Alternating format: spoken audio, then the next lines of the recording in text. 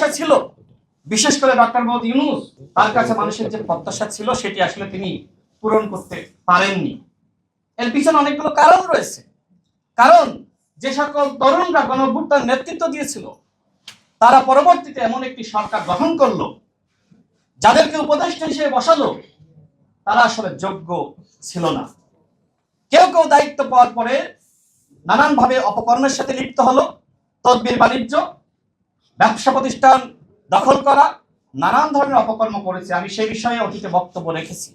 বিশেষ করে আমাদের যে 3 জন ছাত্র উপদেষ্টা ছিল, তাদের কাছে এদেশের জনগণের অনেক প্রত্যাশা ছিল। নাহিদ ইসলাম তো এখন অনেক গরম গরম বক্তব্য দেন, কিন্তু তিনি 6 মাস যে মিনিস্ট্রির দায়িত্ব পালন করেছিলেন, প্রিয় সাংবাদিক ভাইরা আপনারা সাক্ষী। In the heart of the city rises a destination built for greatness. International Convention City, Bosundhara. Life takes a new course. গণমাধ্যমের সংস্কার তিনি কি আসলে করতে পেরেছেন? যে নাহিদ ইসলাম গণমাধ্যমের সংস্কার 6 মাস দায়িত্ব পালন করে করতে পারেননি, এর পরবর্তীতে তার উত্তরসূরি মাহফুজ আলম তিনিও গণমাধ্যমের সংস্কার করতে পারেননি, সাংবাদিকদের যে অধিকার মর্যাদা সেটি প্রতিষ্ঠা করতে পারেননি। তারা এখন বলছে বিএনপি সরকারের পতন ঘটিয়ে তারা নাকি নতুন সরকার গঠন করবে। আপনারা তো 18 মাস সময় পেয়েছিলেন।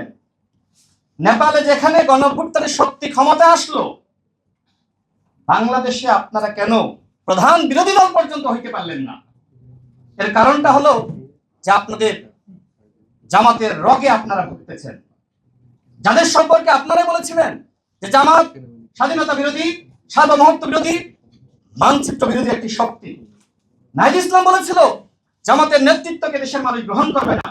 সেই নাহিদ ইসলাম যে সময় জামাতের নেতৃত্বকে গ্রহণ করে, তখন কি এই 11 দলীয় জোটের প্রোগ্রামে জনগণের সারা শব্দ থাকে? নাহিদ ইসলাম নিজেই তো বলে গেছে জামাতের নেতৃত্বকে দেশের মানুষ গ্রহণ করবে না। সুতরাং এই 11 দলীয় জোট এখন তো 9 দলীয় জোট, তাই না সাংবাদিক ভাইরা? এখন তো 2 দল চলে গেছে না?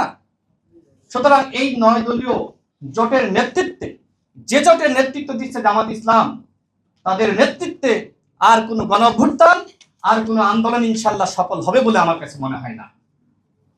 এবং জুলাই জাতীয় সনদ নিয়ে, গণভোট নিয়ে তারা কথা বলছে, তাদের কোনো ইস্যু নাই। আমাদের মাননীয় প্রধানমন্ত্রী যেভাবে দেশটা পরিচালনা করছেন, কথা বলার তো কোনো প্রয়োজন আছে বলে আমার কাছে মনে হয় না। তারা যে ইস্যু নিয়ে কথা বলছে, বরং রাষ্ট্র পুনর্গঠনে তাদের উচিত ছিল সরকারকে সহযোগিতা করা।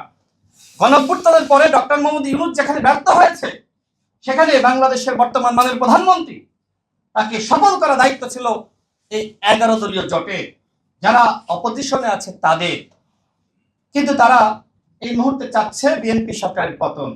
তো বিএনপি সরকারের ধরের যে পতন হলো, এরপরে কি আপনারা ক্ষমতা চালাইতে পারবেন?